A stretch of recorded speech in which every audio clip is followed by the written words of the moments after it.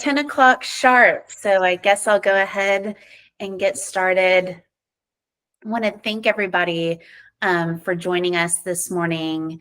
I do want to mention that this is being recorded, and so if you do have to jump off during the call or anything, you will receive a recording of this.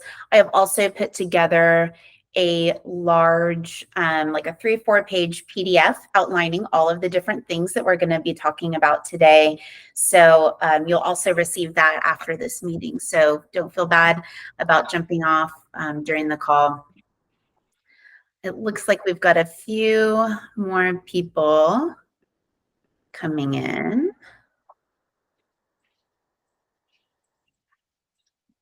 Okay.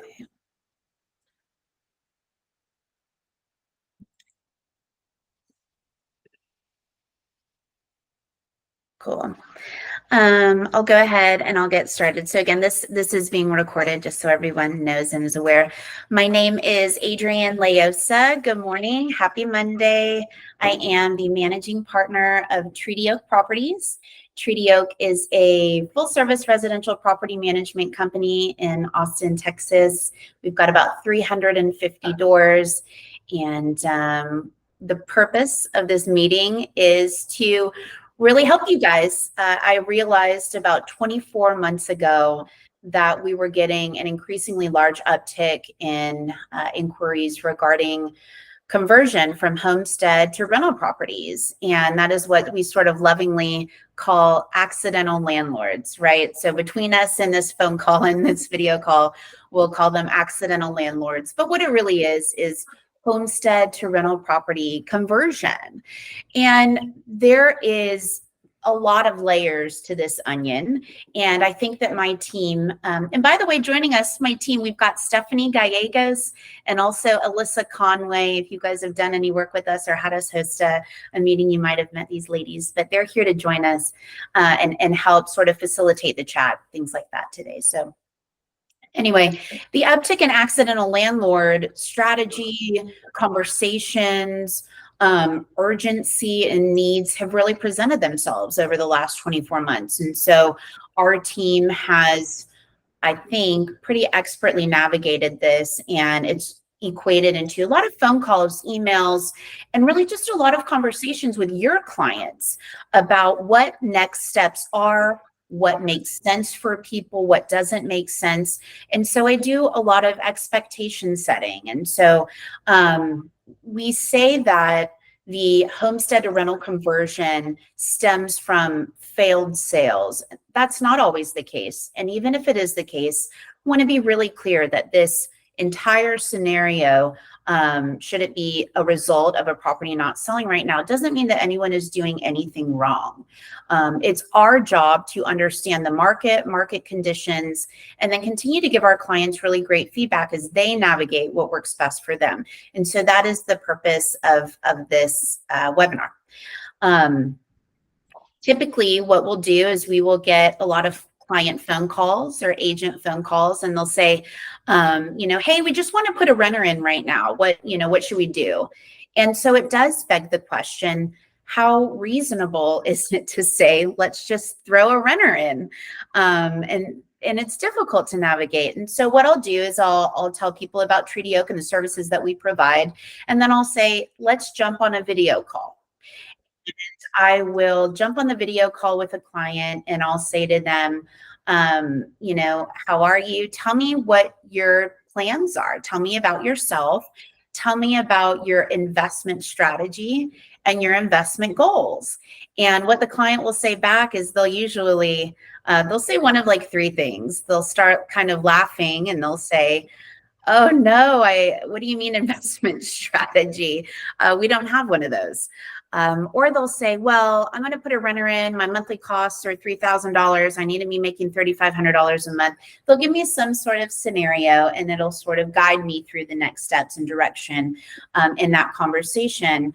But what's most important, I think, to set expectations with clients in general when they say, let's just throw a renter in, is to let them know about real estate investing in general. And when we talk about residential real estate investing, there's two types of strategies. Well, there could be more, but it's depending on each scenario. But in general, there's two types of strategies. One that we all know is cash flow, and the other strategy is appreciation. So it's really important that clients who want to just throw a renter in understand these concepts.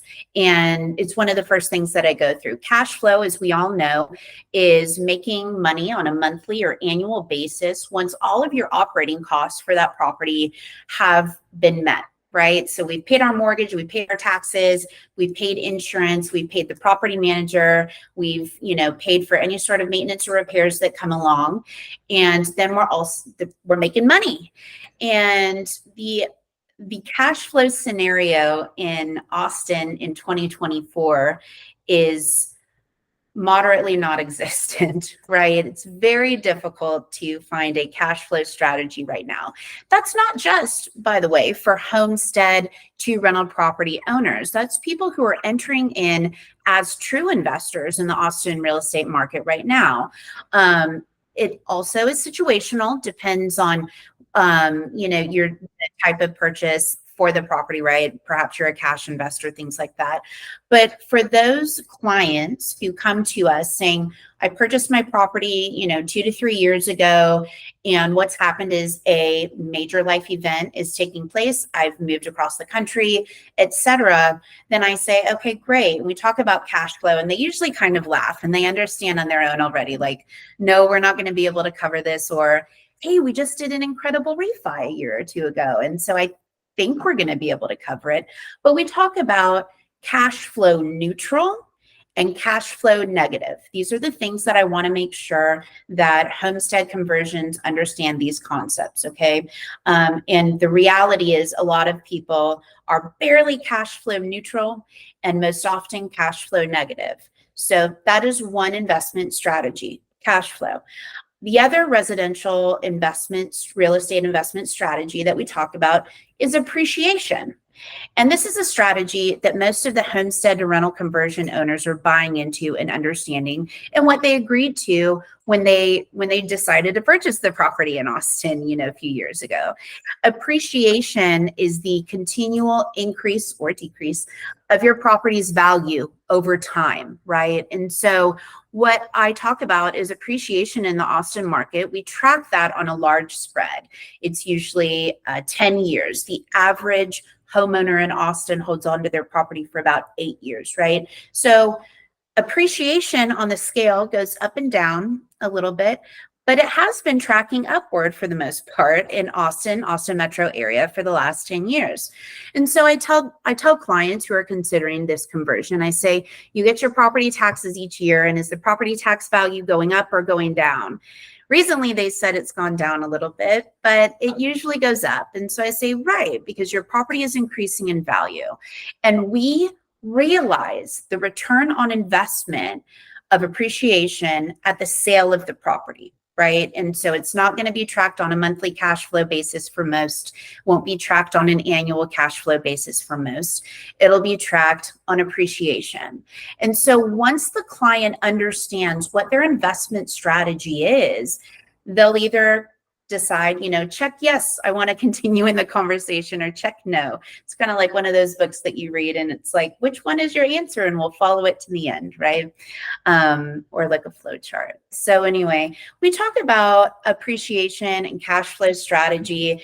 And once we start talking about numbers and their mortgage and things like that, the next question that naturally comes to people, and the next question I like to answer for them, is about what they need to have and be prepared to stomach financially as a landlord. We have to be good landlords, right? Because our appreciation strategy requires that we sell our property further down the line and for a profit, right? And so we want to take care of the we want to have great tenants in place. We want to do all these things, but we also have to prepare to weather the waves and weather the seas as they come across as investors. I'm going to pause quickly. There is at the bottom of our screen, there's a hand sign. If you guys have a question while I'm talking, I absolutely want to welcome questions that are pertinent to the conversation. So just hit that little hand sign and you'll get in the queue and we'll answer your questions. Anyway, to get back to my point about what people need to have in reserves personally, different than what they hold in reserves with the property management, for example. I advise clients, and this is any client, not just homestead to rental conversions, but any client needs to be prepared financially to stomach or digest 4 to 5 months of vacancy annually. Now, that doesn't mean that your property is going to be sitting vacant for 4 to 5 months. My goal is to lease a property the same day, right?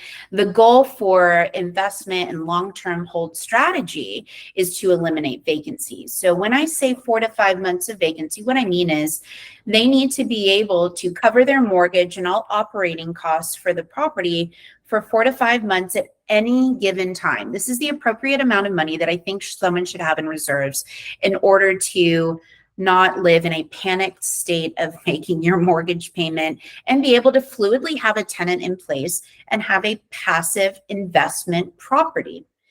Notice I said passive investment property. That is not the same as passive income, which is how a lot of people describe a rental property, right? This is a passive investment property, which equates to utilizing the appreciation strategy. So understanding that in your back pocket, you need to be able to cover 4 to 5 months of the mortgage and operating costs is imperative. What could that translate to? 4 to 5 months of not getting rental income. Well, it can get eaten up very quick. And this is why we specializing in long-term investment holds. This will segue into a few other points I want to make. But the first year when you do convert a property from homestead to rental, there are things that you need to do. If you're converting to a property management company, we refer to this as the make ready, right? Getting the property ready based on Texas property code and all those things. So there's a financial event that occurs there. So number one, usually the make ready can equate to, this isn't a specific number, but to get really into numbers, it can often equate to 1 month's rental income, right? Depending on the property, the different specific, custom locks and things like that you have in the property, it can easily equate to 1 month's rental income for the make ready. It's not just locks, it is also smoke detectors, AC filters, carbon monoxide. We have a list of things that we do at Treaty Oak, just a blanketed make ready, such as window blinds, making all of the drains are cleared, making sure everything in the home is functioning as intended, right? So that when the tenant moves in, there aren't these huge disastrous things that present themselves. So that's about 1 month's rental income. You also have a leasing commission, right? So that's 2 months. Some leasing commissions differ. I've seen on average 80% of 1 month's rent, 70% of 1 month's rent, up to one month's rent as a leasing commission. So in 1 year, that's 2 months rental income that comes in. If you're on the market for 30 days, that's another 1 month's rent, right? So we want to be able to have 4 to 5 months in reserves, being able to stomach your mortgage that way.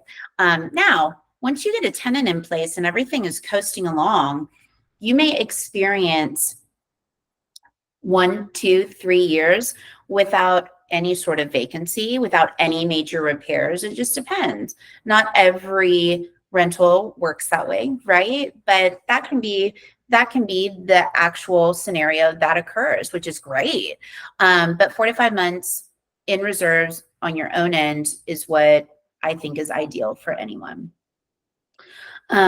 We talked about getting the property ready for the make ready, Texas property code, things like that. This is one of the questions that comes to me a lot from agents. I'm going to segue into a lot of the agent questions that I get.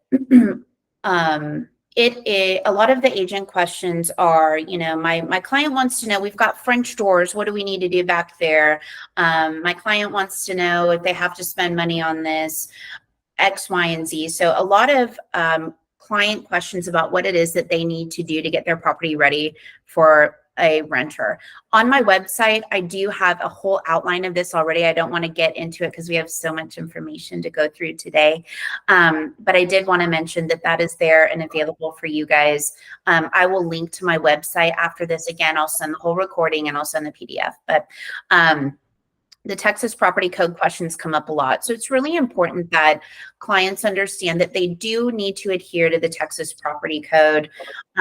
There's also the baseline make ready that I mentioned before, getting the property ready, everything functioning as intended, making sure the lawn is mowed, all sorts of things like that before the tenant moves in. When I'm in this conversation with new clients, that segues to sort of some of the questions like, okay, right, and finding a renter. You know, I've loved living in my house, and but we've got these really crazy, unique stairs. I think it's really great. It's only a 2-bedroom. It's great just like for a single person or 2 roommates. And they start to tell me who they identify in the property, right? And so I stop them right there, and I say, I think your house or your home is incredible, of course. But it's really important to set expectations with your client. This is one of the mistakes I see a lot. Clients want to identify who's going to live in their property, and they want to identify a lot of things for this property that agents find hard to navigate. And so I tell my clients about the leasing process. I let them know in advance what all of our approval requirements are. If you are going to handle the lease listing yourself for your clients, and this is not your main book of business, you don't do a lot of leasing yourself, but I hear from agents a lot, well, I want to recoup my staging fees and my photography fees, right? So I'm going to handle the lease listing. I would, you know, if we were on a phone call and I knew you as an agent, you would often hear me say, well, if leasing isn't your main book of business, if you're not Kelly Lopez from JB Goodwin, an expert, just kidding. Kelly's on this call, but if leasing isn't your main book of business and something that you don't really feel very comfortable in, I would suggest that you refer that lease listing out to someone else in your office who is an expert, or call me and I'd be happy to chat through with you all of the important things. But what's very important to set expectations with your client in advance before you take on a lease listing for anyone, whether you know how to do it or not, is have your approval requirements set out in stone in advance and share them with your client. Let them know, listen, here's what, based on my experience, I feel identifies a really well-qualified tenant for you. And have your client sign off on that in advance. We agree. And what happens when they sign off with this in advance is you let them know, listen, I'm the fair housing expert here. You are not. And I want to protect you from inadvertently breaking the law by trying to identify and navigate who your tenant is going to be in the future.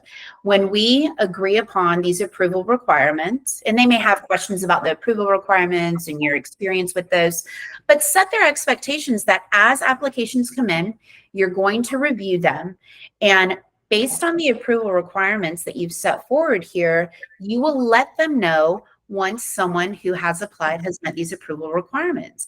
Approval requirements also need to include what you're going to allow for a double deposit, for a guarantor, for things like that. So make sure that you've got your checklist and that you're fully prepared to guide your client on what you guys are going to approve and not approve in the tenant vetting process. That's really, really, really important. Another few leasing strategies that we talk about and that we go through at Treaty Oak, towards the end of, there's a hand for your Kevin Bell. Is that you? Hey, let's take you off mute. Sorry, it's Cheryl Bell. We work together. So I just have a question. You mentioned to have what you will approve for, like to overcome some of the criteria. So are you saying, for example, landlord requires 3 times the income? If they don't have 3 times the income, they would accept a double deposit, like that outlined like this? Okay. Yeah. So we have, of course, always done the initial, tenant criteria, but we thought, I didn't know you had to already outline, like it basically was dependent upon whatever. Their situations are so strange sometimes. So Absolutely. you're saying though, really you should not have any kind of case by case basis. We need to have it all laid out. That's an excellent question. I find a lot of these edge case scenarios are usually like everything looks great except income is slightly lower. Everything looks great except your FICO is 10 to 15 points lower, right? That's like the low hanging fruit. And so I do outline those things just so that I can let tenants know and let their agents know in advance what we're going to accept. I try really hard to avoid collecting everybody's $55. If you guys have leased a property with me, I'm very quick to refund application fees. No one here is trying to get rich on app fees, right? For me, that's me. That's my strategy. But I do like to offer low-hanging fruit like that. Like, listen, if everything else looks good, you guys have great rental history. If everything else in this criteria is met, except income, we will consider X, Y, and Z if everything else is met except these other things. So I look for that because I do a high volume of leasing. We've leased 102 properties so far this year. And so to give you an idea, that's a lot of communication. And so I think it's a great idea. Case by case basis is always okay. I try to avoid case by case basis as much as I can. Like this year and internally, for example, I have just, we've been talking recently about our guarantor requirements. Currently, the guarantor requirements we have are for first-time renters and students. And the economy has changed a bit, wouldn't you say? And so I found that people meet everything else except income's been kind of tough. And so we're looking at ourselves, and we do this every 6 months, but we really try to keep record of this. We're always tweaking. I think we're going to broaden our guarantor allowance. I think we're going to broaden it to if everything looks great except income, and outline those guidelines there. So what would be the risk if you laid it out preemptively and you did end up allowing something that was not disclosed to everyone else? Are you putting yourself at a risk? Mm-hmm. Yeah. Yes. So exceptions are okay. It depends on the landlord. As a property management company, we have to have our approval requirements for everyone, every single person. If you have a one-off landlord, I think it's like if they own three properties or 4 properties or less, they are allowed to have their own. They don't have to be as specific based on fair housing, right? So that's different. I try to put everything out there, every scenario that comes across, so that the case by case basis is really minimized, I appreciate this so much. We are opposite of you. We have maybe 1 or 2 leases a year, and literally they are accidental landlords. So I don't do 102, and I bless you because that's amazing. Well, I would a lot of cash. Anytime, and this goes for everyone in this call, and this is the reason I'm doing the webinar, by the way, because I get so many of these one-off scenarios. I was hoping I could kind of say, here, start with this, and then call me or email me if there's anything that I can answer specifically. So anytime you want to jump on a call, Cheryl, I'd be happy to chat with you and help you with those unique scenarios. It's really important. You'll notice that the common theme of what I talk about is expectation setting a lot with owners, the owners that I work for. And the majority of the conversations that I have about this scenario with other agents are, well, we didn't think about that because they don't do a lot of leasing, and that's okay. Leasing is unique. It's a lot of work. And it's not easy. So I think everybody is doing a great job. Again, the temperature of this is just, you guys are doing a great job. I just want to help and be, as valuable as possible to you guys. So those were great questions. Please raise your hand if any other questions come up during this, and I'd be happy to navigate off and answer them. What we were talking about is we are coming to the end of what I consider leasing season. Leasing season is March through June, July. That happens every single year. It happened during COVID, no matter what's going on in the world. Leasing season is when rental demand is at its highest. And it coincides with the school cycle, and it aligns also with y'all's residential sales market, right? And residential sales seasonality. And so as we are transitioning out of leasing season, there is a high volume of people who are now really under the gun and considering, okay, it didn't work. Let's table it for now. Let's talk about getting a renter in there. And you guys might have been talking to your clients about this for a while now, right? So as we approach the fall, you'll hear me also talk about eliminating vacancy. Okay. So the nature of the decisions that we make for our clients at Treaty Oak and for long-term hold investor clients, and this is what your clients are becoming if they decide to become a rental property owner, right? We want to focus to eliminating vacancy, and we want to focus on tenant retention. So as we enter into the fall, we know that rental demand is slightly lower. We know that lease listing prices can be slightly lower. They have been low for the past 2 years. They've been going backwards a little bit.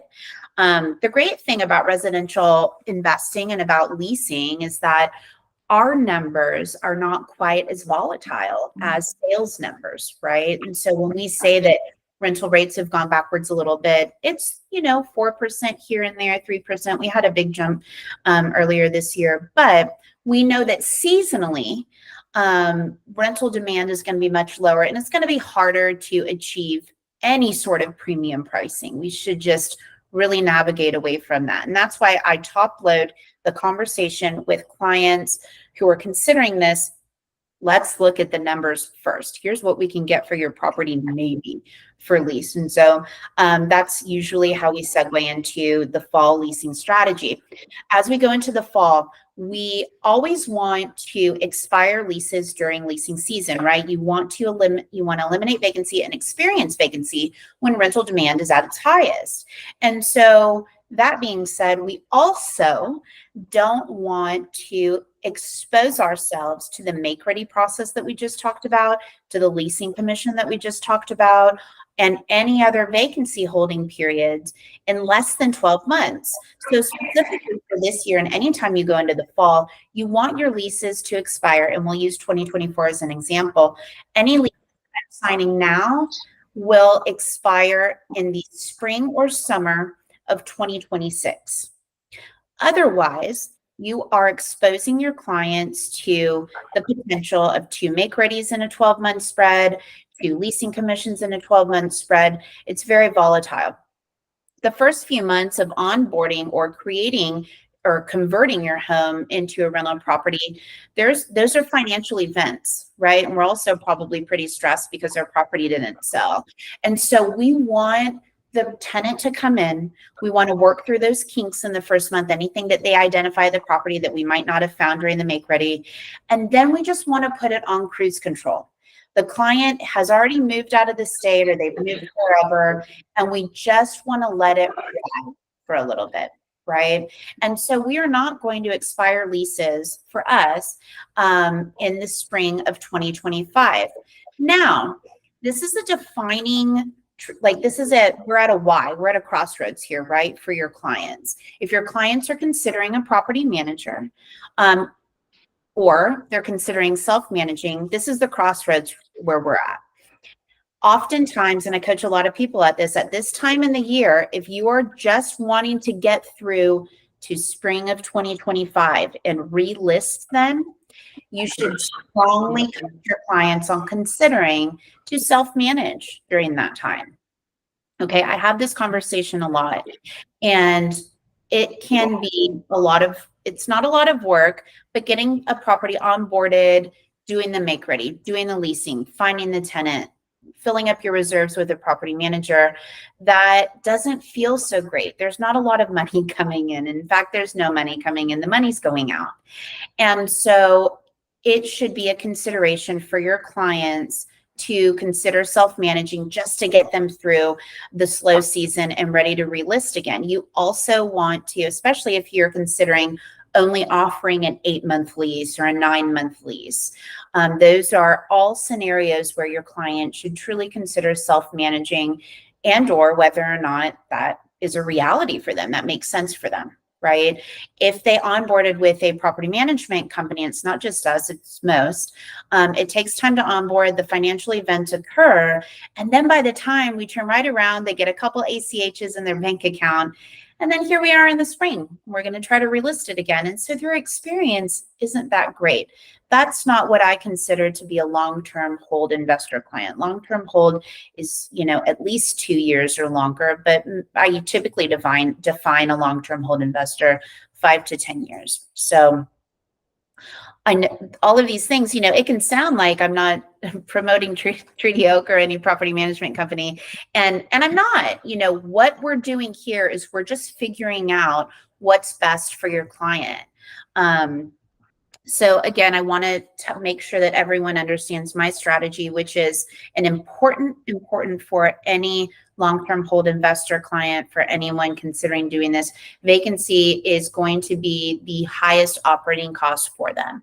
And so my strategy and my approach and most of my advice is going to be focused on tenant retention. The decisions we make as property managers is focusing on tenant retention and eliminating vacancy for our clients. We touched on fair housing. Also, I want to make sure that we really went through my notes on fair housing. We never want to inadvertently expose our clients to breaking the law. So it is important that we understand ESAs, we understand service animals, we understand all of these things as their leasing representative. If your client wants to self-manage and leasing isn't something that is normally in your book of business, I would encourage you to strategize with someone who does do a lot of leasing. I think it ends up saving you a lot of time. My business partner is Eric Bramlett, and he and I always kind of coach each other in our conversations on focusing on your sphere of influence, really high level money-making productivity. And sometimes leasing can be a bit of distraction if you don't have like a real factory on how to do it and really great systems in place. So I like to share that too. Does anyone have any questions for me at this point in time? It feels like about 30 minutes into it where I can take a good pause. I wanted to mention again that I do have a really concise PDF that outlines all of these things that I'm going to share with you after this, and I'll also send the recording. When we did the sign up for this, there were a lot of questions that we had in the sign up. Some people wanted me to talk about the rental market, so I can talk about that also, and I'll go into that in just a second. A lot of the questions were about emotional support animals too, and service animals. There is a lot of information in this conversation, so I may host another webinar on emotional support animals and service animals and how we navigate those things if you guys wanted to join us for that. One of the things that we talk about is, so we were focusing on the seasonality of leasing in the fall. So that's quite difficult. Again, it's really important to set expectations for your clients. One of the other things that we do when we jump into a phone call with people or a video call is we talk about rental rates. So let's talk about the rental market right now. We are transitioning out of leasing season. This year was a tough one. There was a ton of inventory on the market, and this is honestly, it's just a continuation of what we experienced last year in the rental market. We started seeing this at the end of 2022. This is really at the diving board of when we started seeing people converting or having conversations with people about converting their rental properties into converting their homesteads into rental properties. And that is also when we saw a major influx of properties on the market and tons of inventory, right? A lot of that inventory were properties that were posed for sale. So what did those properties have in them? They had all of the appliances. They had all of your surround sound systems. They had all of your expensive landscaping, your beautiful juniper trees and your specialized rose bushes and, your cowboy pools and all the things that were ready for resale. So you guys did all of the right things getting them ready. And what it did was allow for a bunch of competition for our renters, right? People have a lot to choose from these days. And so a few of the things that I coach on, depending on what it is that you're leasing, depending on the product, keeping your washers and dryers in place, keeping your fridges in place. This is a continued conversation at Treaty Oak about appliances. A lot of the new construction properties, especially down in Kyle, they do not come with water softeners. Properties, if you have a water softener hookup or they're suggesting it, please put your water softeners in. They should be about $750 after installation if you just a base grade one. What we're seeing, if we are not installing those water softeners and replacing shower cartridges 9 months in. So please do all of those things. But to answer most questions about do we keep this or that, I am advising a lot of clients to, keep your stuff. If you've got a fridge, if you've got a washer dryer over there, leave it in there. And also talking about who is paying for what. Recently this year, Treaty Oak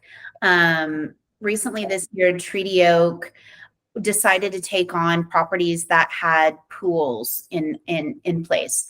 And so what that led to organically was and Stephanie Gallegos with Treaty Oak did an intensive research into MLS listings for all properties with pools that were being offered for lease and who was paying for what, who was paying for the property maintenance on these things, who was paying for, X, Y, and Z, how they were being reimbursed. We found that a lot of landlords were covering those sorts of costs, especially for those who are going to be putting the property up for sale again soon. When we talk about appreciation for landlords, realizing your investment on the sale, when we talk about homestead to rental property conversions and the impending sale for this property, we want the property to be well maintained. And so this topic of conversation, who's paying for what, is something that's very important when you're setting your clients' expectations. It brings me all the way back to the beginning. How reasonable is it to say, let's just stick a renter in here, and that depends on your client. How reasonable is your client? Well, if you guys have been on the property for 3 months now, you probably know how reasonable your client is or is not. And so that's for you guys to chat about. So hopefully that's helpful in the conversation about setting expectations for clients. I did see one of the questions that came through a little while ago about, Stephanie, let me know if I missed anything because I didn't have the chat open, but one of the questions was about whether or not we allow roommates and so we do allow roommates. We have a 3 roommate max in our approval requirements. 2 of those roommates must have 1 year of keyword good rental history together. And then roommates have their own specialized income requirements, right, to equate there. And so roommates also apply to and again, it's really important that you guys understand your approval requirements and know what it is that you are requiring of people and be able to explain it to them, right? So if we have 2 sisters who are over the age of 18 and they have their own kiddos in the house, they are considered roommates, right? So roommate income applies for them. So it's really important to understand these things and think about these things. Call me and talk to me about leasing if you guys would like for 15 minutes. And I'd be happy to go over a lot of different scenarios with you, but it's really important to understand those things. I'm going to click on the chat really quick. Mortgage is not an operating expense. Thank you, Dave. Anyway, for a lot of people in this scenario, it is considered an operating expense. It's really important. So again, we're dealing with homeowners converting to rental properties, right? And so it's imperative actually that they look at every expense that they have in terms of operating their property in full. So anyway, okay, I'm going to get out of the chat if we didn't have any other questions. Any other questions while I'm kind of bopping around right now? Okay, cool stuff. Let me know if I missed anything. Let you know. Okay, thanks. Okay, so people, we spoke briefly at the beginning about passive investment versus passive income, setting expectations, and to talk on Dave's point about what is an operating expense, not to get into the nitty-gritties, but I can't tell you guys enough that it's really important for clients to understand the difference to number one, have the reserves that we talked about, the 4 to 5 months of income, but to also understand, I often offer a pro forma. If some of you guys have not worked with a lot of investors before, there's something called a pro forma, and it is a spreadsheet where the client can plug in all the different costs and in monies associated with owning that property, right? So they can plug those things in, and it reminds them of it. And it allows you to plug in, number one, it allows you to plug in the appreciation rate for your area, or it should, but you should also be plugging in the management fees, expenses for maintenance. People will offer, yes, Laura, I will, an example of the pro forma is Laura, if you'll unmute yourself. Okay, cool. Yeah, in my follow-up email, I'll link to it, just a standard, simple pro forma. And so what the pro forma does is it allows you to put your rental rate in there and all sorts of things and calculate what your cash flow would be for the property. That is a true traditional investor's tool, but I do like to suggest it in some cases if you have a client that likes something to look at. So pro forma is also a really great tool. Laura, I will also include that in the follow-up email along with the PDF after these things. I see some good questions coming through. So where are you finding more? Oh, hi, Morgan. Morgan, if you go to Eric's investment page on the Bramlett website, he tracks appreciation there. He tracks appreciation. He has got a whole spreadsheet, so I can send you the link to that. It is identified through MLS areas. There's another gentleman out in the real estate world. His name is Aaron Scruggs. I know he's got the agent intel data. I don't know him. I know that my business partner is is pretty close with him, and they work together on a whole bunch of data and tech stuff. Aaron is rolling out a tool that I thought was incredible, and it is a heat map of the Central Texas area. And as you scroll over the different MLS areas or the different counties, it is a heat map. And so it shows you where appreciation is higher and lower. It is incredible. And I really want to include it in one of my upcoming newsletters also. So maybe once he rolls that out, I'll link to it. I think that that's really interesting to track appreciation and things like that. Any other questions? I'd be happy to chat with you guys more. Any questions that you happen to have about this particular topic? We're coming up at about 45 minutes, and I don't want to sort of drag on and on. So let me know. Michelle Allen has a question. She mentioned, you mentioned to lease for 18 months if leasing now, and during slower months, what do you do when dealing with a tenant only wanting to do a 1-year lease? Yeah, thank you. I didn't finish that complete thought about the 18 months. So thank you so much for asking that. At this time of the year, I advertise my properties only available for lease going into the spring of 2026, spring to summer, right? And so we do not have a 12-month option available. And I make sure that I don't advertise properties with that availability. What a 12-month lease would do, expiring at this time of the year, when we talk about eliminating vacancy, we are setting clients up for exposure to vacancy again, because we know that days on market for any, like whether it be sales or leasing, is naturally longer in the fall to winter.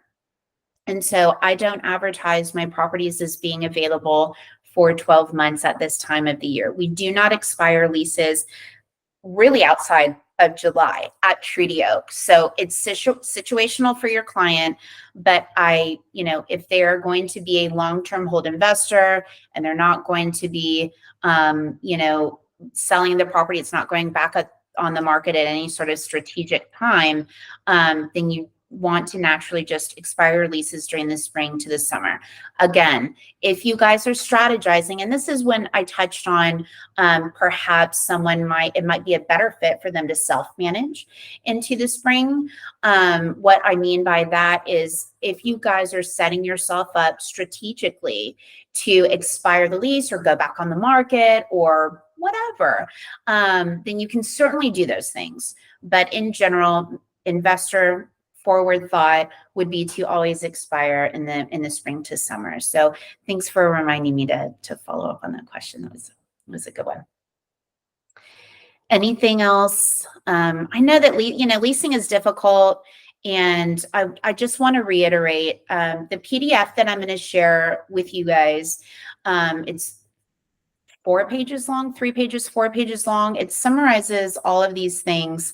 And it is shareable. It is for you guys to use as a tool, share with your clients, let them read through it. I know that these conversations can be, they can be difficult, because we didn't have a sale, we didn't meet our goal. They shouldn't be, but they are difficult for whatever reason. You can kind of put it back on Treaty Oak. Here is our property manager telling us, the great news, the not so great news. Let's just focus on the next steps, right? We want them to sell their property eventually for either what they bought it for or for a profit. And so let's get them to those next steps, but let's also really talk about what that looks like. Let's make sure everyone's expectations are set.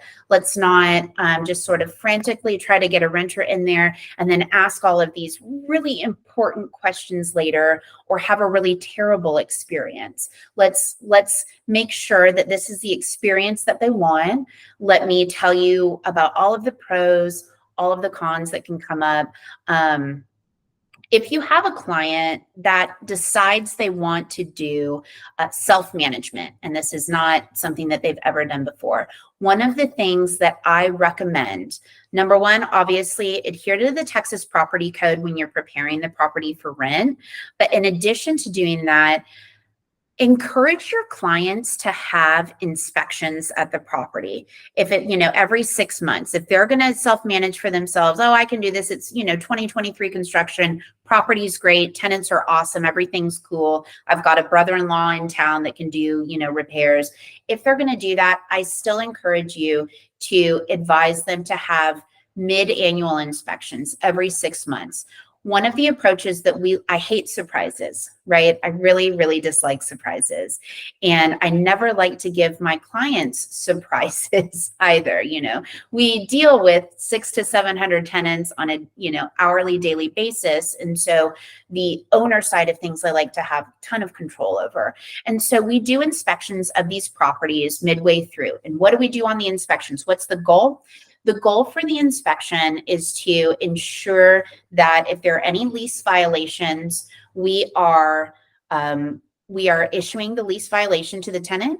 We are repairing whatever it might be. We're looking also for any unreported damage, unreported maintenance that needs to be performed at the property. If I don't hear from a tenant for 6 months, I say, let's check in with them. Right. And the case may be that this property is great. We did an excellent make ready. We crushed it. And the client did not need anything. The tenant client didn't need anything from us. That all might be great, but we err on the side of caution. What is very difficult is it's difficult to collect money from people after they've moved out. It's very difficult to address the security deposit. And chances are your self-managing clients have never dealt with a security deposit before. So the very, very, very best thing they can do for themselves, number one, meet the tenant at move-in. There's a lot of fraud out there. So let's make sure that their driver's license is meeting whoever they say they are and meeting who you are meeting who they say that who they say they are, right? Let's make sure everybody is who they say they are. Then set their expectations at that welcome walkthrough where you show them how to use the functionality of the home. Here's the irrigation system. I've already set it for you. Please don't turn this off because you're responsible for the yard care. You know, here's the AC filters. See, it's clean. Please keep this clean. You know, every 30, 60 days, change your AC filters. Set their expectations upon move-in. That is what they can do as a self-managing landlord. 6 months in, hey, I'm going to stop by. I hope everything's going great. We're going to do our mid-year inspection. Okay. It'll take 15 to 20 minutes. You can be there or not. I'm going to walk through.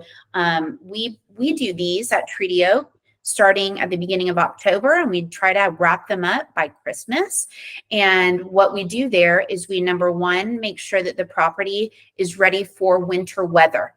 We kick on the heater. We say, oh, do you smell that weird smell? This is what heaters smell like in Texas. Tenant who's moved here from Florida. You know, we walk them through all of those things. Hose bibs are covered, and we do all the other things. We look for, make sure that they are adhering to the lease, that they're complying with the lease terms. If this is a tenant that you want to keep in place, this is how we determine whether or not, one of many things, but how we determine whether or not we're going to offer a lease renewal. Right? How do you know if your tenant's doing great? Well, I don't know. We need to show up and look and see. You can't just roll the dice. Why?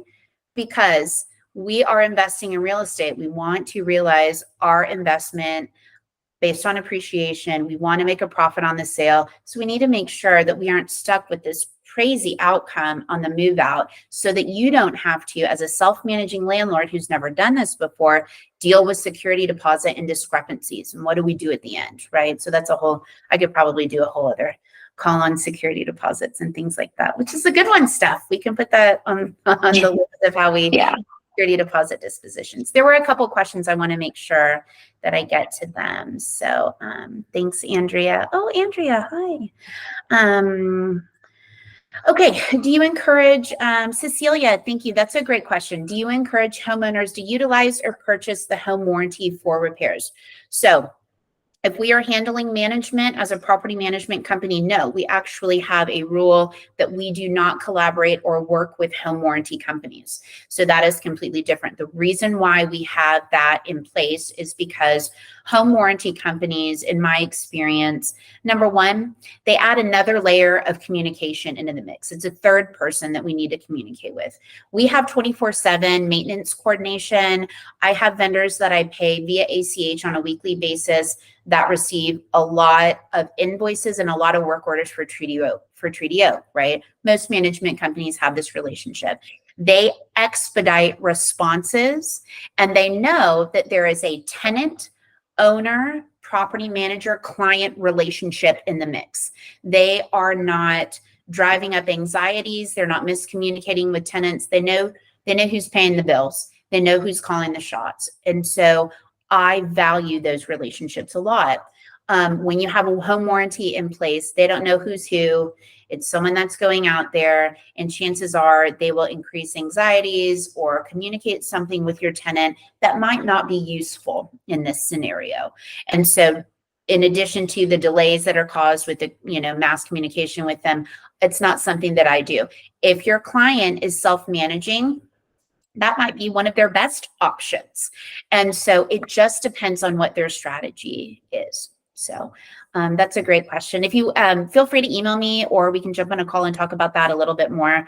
But it's just all situational. So Sandra, can you send us a list of the 6-month walkthrough? Yeah, I'll email that over to you. So we, like I said, have a whole bunch of vendors. I did create, and I have shared this with, I see Craig McGuire in the group. I've shared it with him before. We do have a list that walks people kind of room through room, and the things that we check room through room, smoke detectors, light fixtures, plumbing fixtures, door stops, things like that. So I would be happy to send that over also. Steph, do you see anything else in the queue? No? Okay, cool. Nothing else. Well, unless anybody has any other questions that I can answer for you guys, I'm going to wrap it up here. This has been great. There's no need to stay the whole hour. Again, I really appreciate everyone jumping in on this webinar. This is the first webinar that I've ever hosted. So thanks for sticking with me. I hope it was valuable. My goal in my role in real estate and as a property manager is literally only to provide value for you guys and to do an excellent job at running Treaty Oak Properties. So if anytime you guys ever want to call, jump in a call, email, I am always available. I will put together, the goal here is to have a webinar once a month. I will email out different topics. I will always be recording these. Thanks, Bruce. Thanks, Craig. I'll always be recording these and sending them out. I hope that you guys like this PDF. I worked a long time on it. I think it's very helpful, very shareable. I'm excited about it. I understand I sound like a nerd, but let me know if you guys have any feedback for me. And I really appreciate you guys. Have a great Monday. Have a great rest of your week. And let me know if I can answer any questions. Thank you. Guys. Bye, guys. Thank you. Thanks. Thank you so much. This was Adrienne. fantastic. Yay. Good. You're welcome, Christy. Thanks, guys. Have a great day. Thank you, Adrienne. You did a great job. I had no idea this was your first Zoom. Thanks. I appreciate it, guys. Reach out anytime. Thank you guys so much. Thank you.